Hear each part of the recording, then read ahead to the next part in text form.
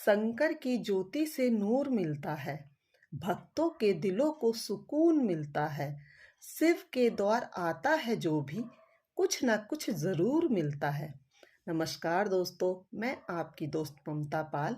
आज मैं आपका कन्फ्यूज़न दूर करने आई हूँ। महाशिवरात्रि कब और कैसे मनाई जाए। दोस्तों, इस साल बहुत ज़्यादा कन्फ्यूज़न है कि महाशिवरात्रि 8 मार्च को है या 9 मार्च को मनाई जाए। तो मैं आपको बताती हूँ, शास्त्रों के अनुसार महाशिवरात्रि फाल्गुन माह के कृष्ण पक्ष की चतुर्दशी तिथि को मनाई जाती है। इस साल जो शिवरात्रि है उसकी जो स्टार्टिंग है 8 मार्च को संध्या काल में 9:57 से शुरुआत हो रही है और 9 मार्च को संध्या काल में ही 6:17 पर उसका समापन है। तो दोस्तों, शास्त्रों के अनुसार बताया गया है कि क्योंकि शिवरात्रि प्रदोष काल में मनाई जाती है, इसका उदया तिथि से कोई लेना देना नहीं है, प्रदोष काल में ही शिवरात्रि मनाई जाती है। तो शिवरात्रि क्योंकि 8 तारीख को प्रदोष काल में शिवरात्रि लग रही है, तो इसलिए शिवरात्रि 8 मार्च को ही मनाई जाएगी। और जो 8 मार्च का दिन है वो दिन शुक्रवार पड़ रहा है, तो इस बार शुक्र प्रदोष भी कहलाएगा महाशिवरात्रि का पर्व। महाशिवरात्रि क्यों मनाई जाती है, अगला क्वेश्चन हमारे पास ये आ रहा है। तो इस दिन भगवान भोलेनाथ और माता पार्वती का विवाह संपन्न हुआ था, उसका भी उत्सव हम लोग मनाए जाते हैं।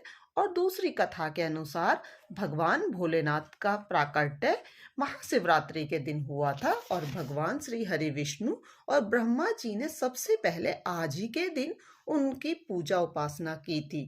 तो इस रूप में भी महाशिवरात्रि मनाई जाती है। तो मैं आशा करती हूँ कि आपको ये समझ आ गया होगा कि महाशिवरात्रि क्यों मनाई जाती है।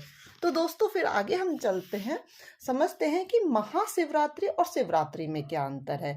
देखिए दोस्तों, शिवरात्रि हर माह की चतुर्दशी तिथि को, कृष्ण पक्ष की चतुर्दशी तिथि को मनाई जाती है और उसकी तरफ महाशिवरात्रि फाल्गुन माह के कृष्ण पक्ष की चतुर्दशी को मनाई जाती है। तो सिर्फ यही अंतर है कि वो हर महीने आती है और इस साल में एक बार आती है। तो ये भी क्वेश्चन क्लियर हो गया होगा। एक बहुत सबसे ज़रूरी बात मैं आपको बताना चाहती हूँ कि जो इस साल की महाशिवरात्रि है वो बहुत ही शुभ ग्रहों के युति और सर्वार्थ सिद्धि योग में मनाई जाएगी। तो दोस्तों, इस साल की जो महाशिवरात्रि है वो बहुत ही कार्यों को सिद्ध करने वाली, सफलता दिलाने वाली, सभी शुभ काम को सिद्धियां करने वाली है। तो दोस्तों, इस साल शिवरात्रि का महापर्व आप जरूर मनाएं, खुशी खुशी मनाएं और लोगों को भी आप समझाएं। और सुहागन स्त्रियों को तो मैं कहूँगी खास तौर पर ये महाशिवरात्रि का व्रत करना है। भगवान भोलेनाथ और माता पार्वती बहुत आशीर्वाद देते हैं, बहुत कार्य सिद्ध होते हैं। अगर आपका कोई भी काम बिगड़ रहा है तो आप एक बार महाशिवरात्रि व्रत करके देखिए। और अगर आपको साल भर के लिए व्रत उठाना है, त्रयोदशी का व्रत उठाना है, तो आप इस दिन से व्रत उठा सकते हैं और अपना आगे तक उनका चला सकते हैं, क्योंकि बहुत ही शुभ योग में ये व्रत पड़ रहा है। तो आप आगे के लिए अगर आपको व्रत रखने हैं और त्रयोदशी के व्रत रखने हैं, प्रदोष काल का व्रत रखना है, तो आप इस दिन से व्रत उठा सकते हैं। तो अगला क्वेश्चन था दोस्तों कि महाशिवरात्रि और शिवरात्रि में क्या अंतर है। तो देखिए दोस्तों, शिवरात्रि हर माह की चतुर्दशी कृष्ण पक्ष की चतुर्दशी तिथि को शिवरात्रि मनाई जाती है और महाशिवरात्रि साल में सिर्फ एक बार मनाई जाती है। तो यही दोनों का डिफरेंस है महाशिवरात्रि और शिवरात्रि में। अब नेक्स्ट क्वेश्चन था हमारे पास कि शिवरात्रि में क्या करें और क्या ना करें। तो देखिए दोस्तों, शिवरात्रि में हमें सुबह जल्दी उठना है। सुबह जल्दी उठकर हमें स्नान से और अपने डेली नित्य के कामों से निवृत्त जल्दी होना है। और हमें स्नान के बाद हमें भोलेनाथ की पूजा करनी है, शिवलिंग की हमें पूजा करनी है। तो सबसे पहले भोलेनाथ का पंचामृत से अभिषेक करना होगा। फिर उन्हें धूप, दीप, नैवेद्य, भांग, धतूरा, साबुत अक्षत, फल, फूल, ये सब अर्पित किए जाते हैं। फिर उनका जो मंत्र है ओम नमः शिवाय मंत्र का उच्चारण किया जाता है।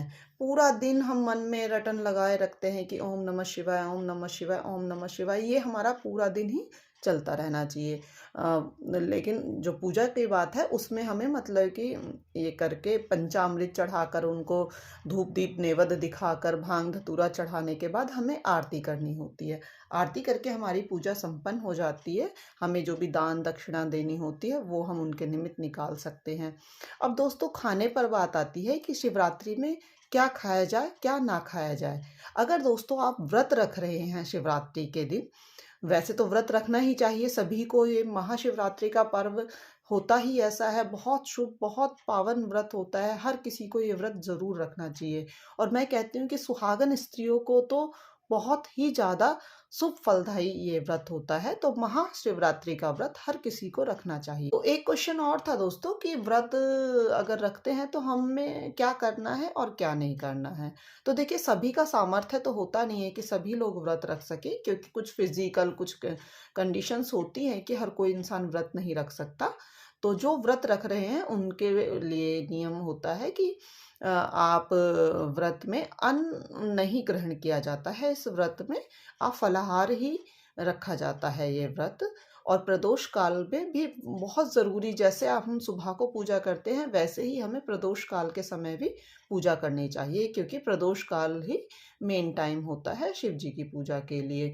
तो हमें फलाहारी व्रत रखना होता है, तामसिक भोजन नहीं लेना होता है। बाकी और लोग भी जो घर में होते हैं तो कोशिश करें कि बिना लहसुन प्याज का खाना बनाया जाए, ताकि तामसिक भोजन या दूसरी चीज़ें वो लोग भी ना ग्रहण करें, शुद्धता बनी रहे। थोड़ा सा शुद्धता का ध्यान रखना होता है। पूरे दिन भगवान शिव के मंत्र का उच्चारण करना होता है, ओम नमः शिवाय मंत्र का जाप करना होता है। तो इस साल की